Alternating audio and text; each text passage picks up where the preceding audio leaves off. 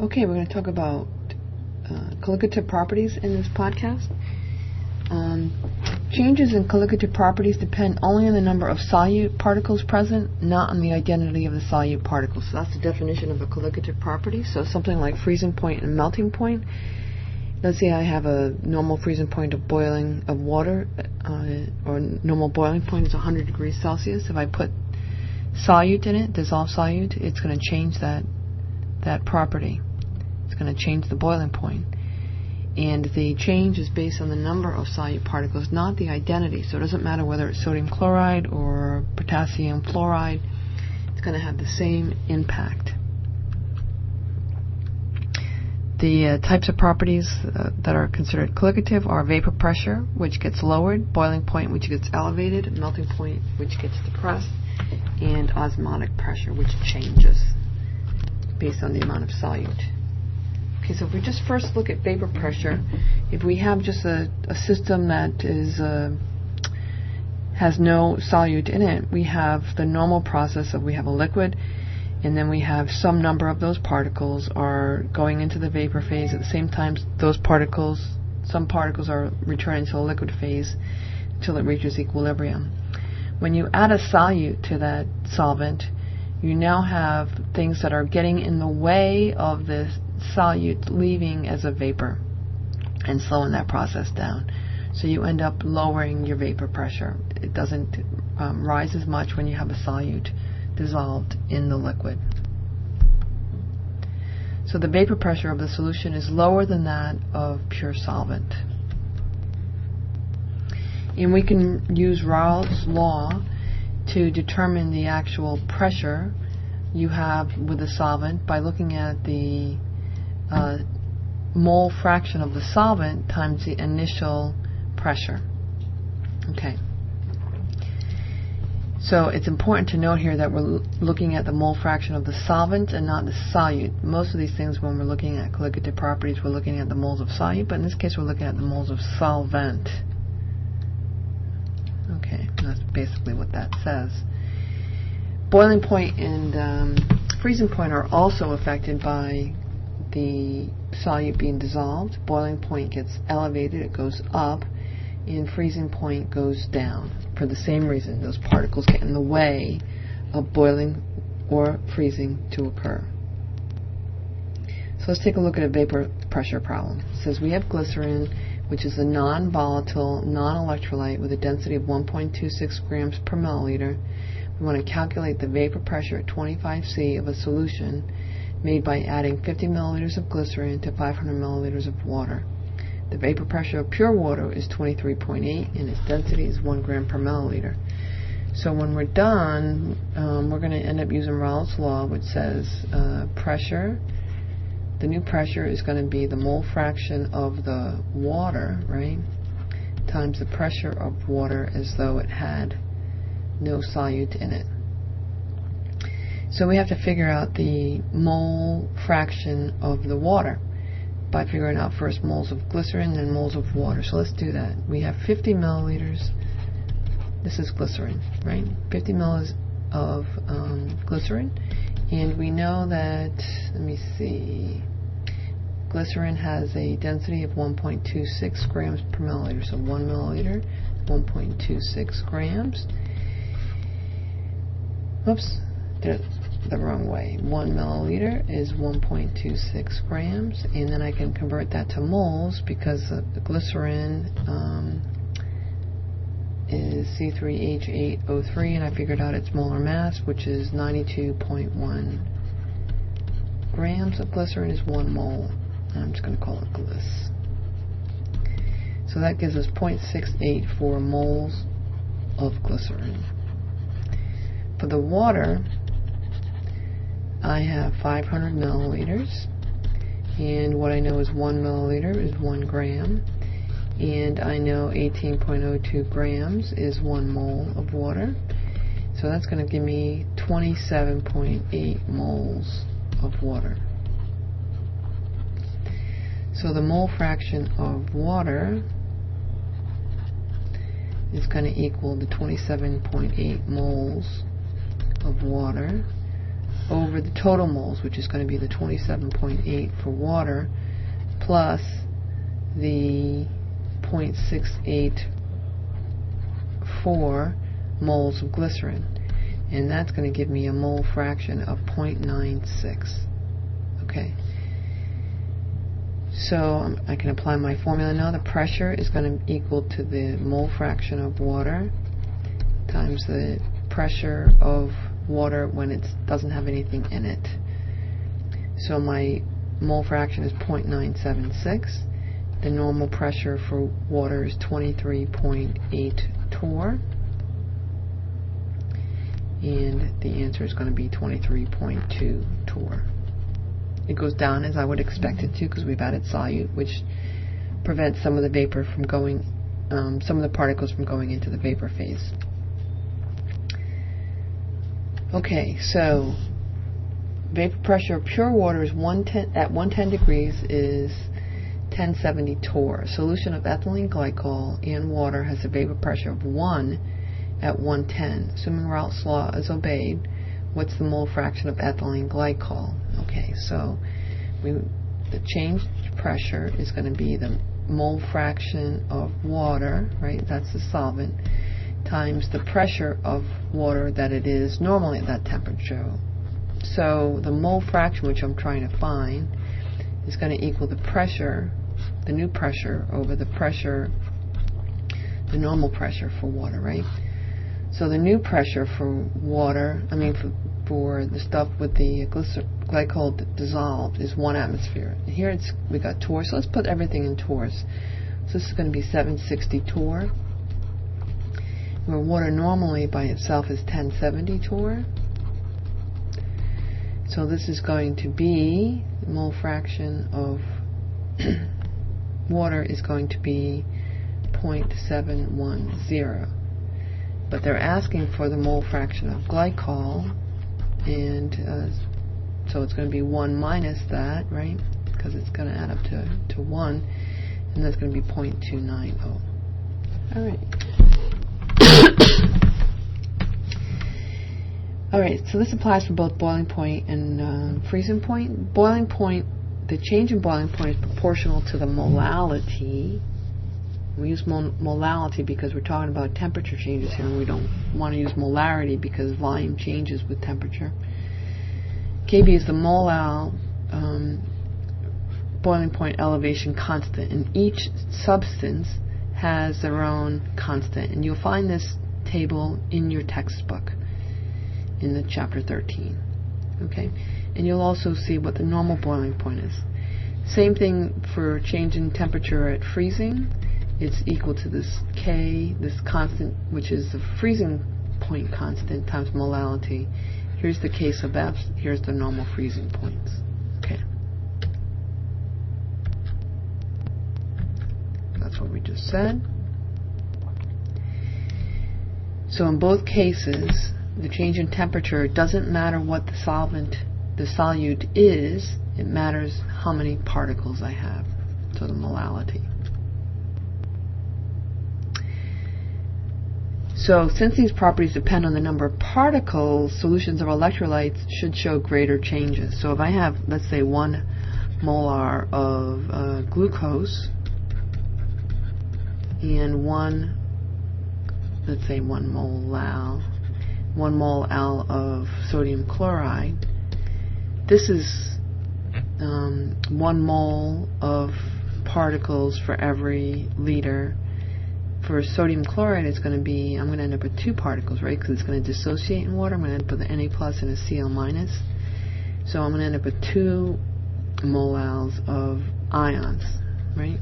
So it should have twice the effect of a non-electrolyte. But the data that you can put together by running trials shows that the 1 molar solution of sodium chloride doesn't quite equal twice that of the non-electrolyte or the molecular compound. Okay, so let's take a look. We want to calculate the freezing point solution of a 6.6 kilograms of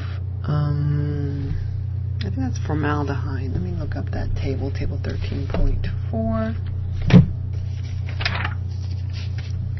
No, not formaldehyde, it's chloroform. Okay. And 42 grams of eucalyptol, a fragrant substance in the leaves of eucalyptus trees. Alright, so what we want to do here is we are looking at the freezing point of a solution. Alright, so I can use the table to look stuff up, and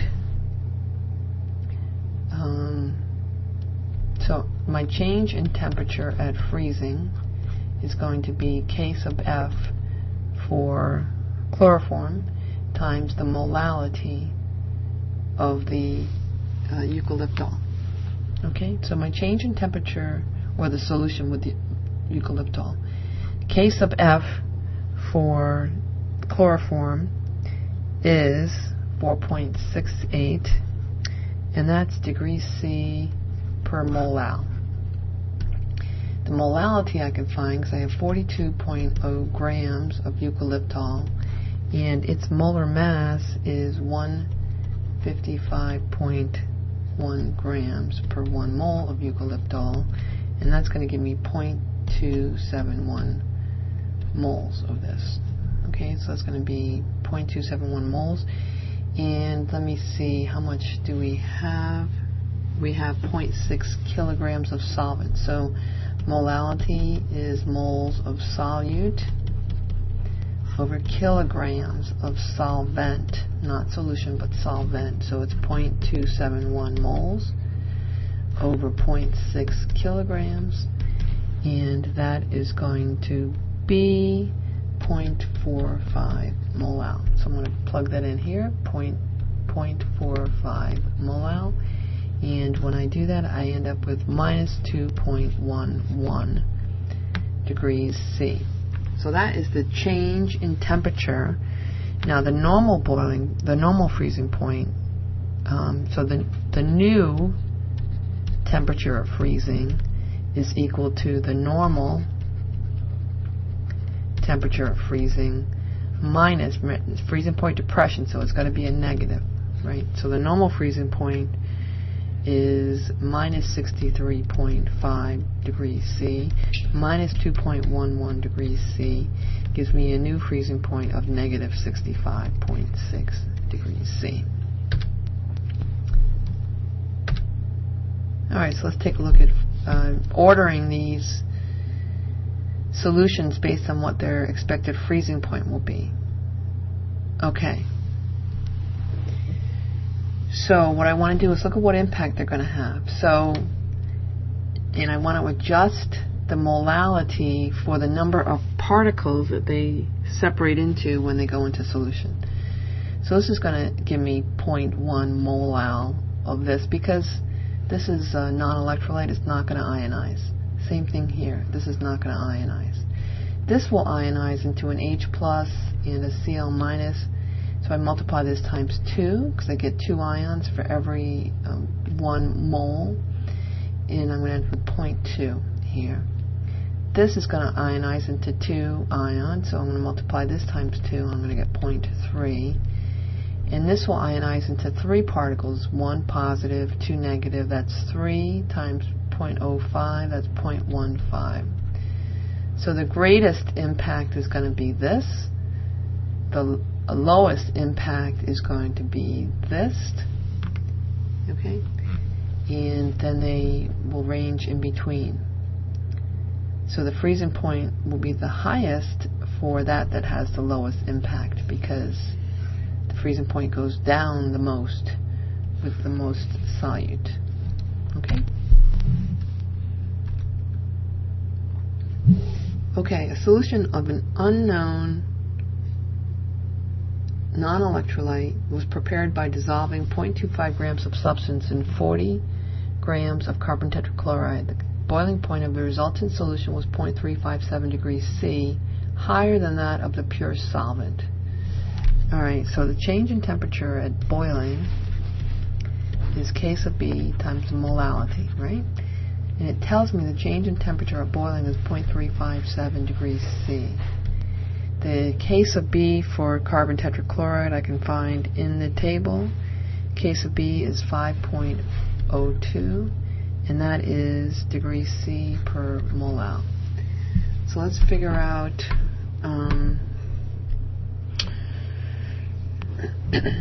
what we know here. So I'm trying to figure out. So this is going to be multiplied times the molality, right? Which is moles over kilograms. And the kilograms, I know, right? 40 grams is 0.040 kilograms. Okay? So I'm going to be able to say 0.357 degrees C is 5.02 divided by 0.04 moles, and that will be 125.5 times moles. So moles is 0.0028. Okay, now the molar mass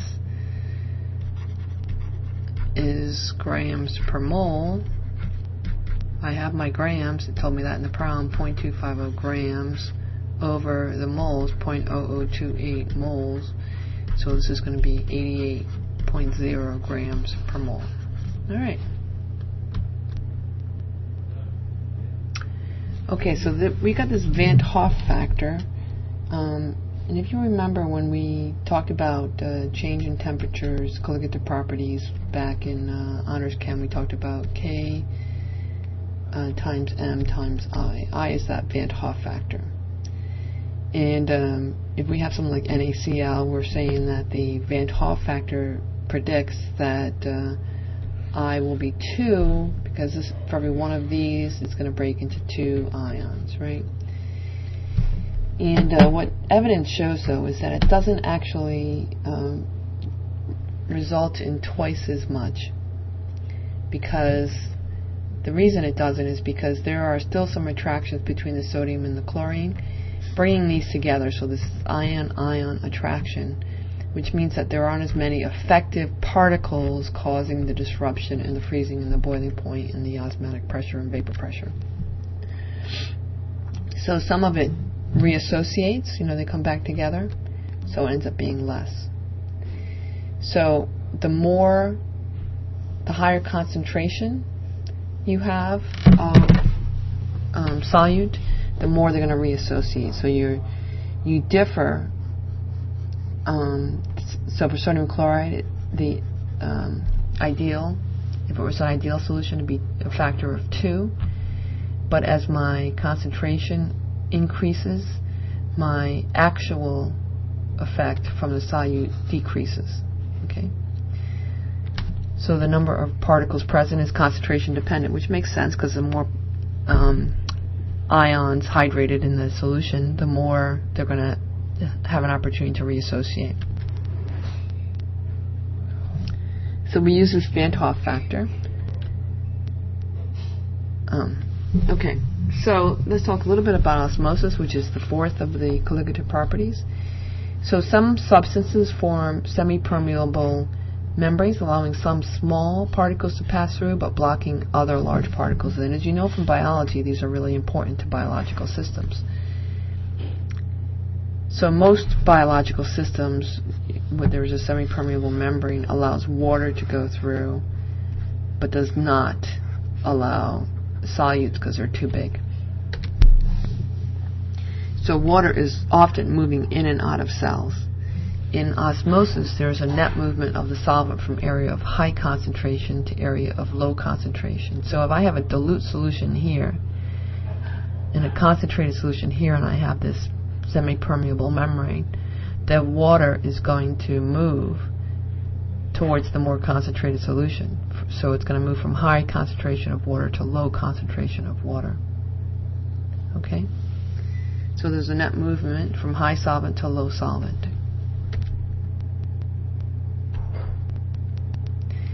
So the pressure required to stop osmosis, if I apply enough pressure here, I can stop the water from coming into the cell. And in order to stop it, the pressure required to do that is called the osmotic pressure. And it's kind of interesting because we're talking about a liquid, but the pressure is really, osmotic pressure is calculated basically using the Pivner equation. So Pivner is PV equals nRT, or P is equal to nRT over V, right? Which is exactly what we have down here, N over V times RT. And for a solution, which is what we're talking about, N over V is equal to molarity. So pressure, osmotic pressure, which uses the symbol of pi, is equal to the molarity times R times T. If the pressure on both sides of the membrane is the same, if we call this an isotonic solution. The problems are many that you can have when you have osmosis problems in biological systems. If I have a high molarity solution outside the cell, the water is going to move out of the cell, and if enough of it moves, you end up with crenation. The cell basically shrivels up, and that's not a good thing to have happen in a biological system. You can also have the opposite problem. If you have a high concentration of your solute inside the cell, it's going to draw water into the cell, and if enough water comes in, the cell basically explodes, and that's called hemolysis. And you end up, it comes from having a hypo, or means too low, hypotonic solution outside the cell.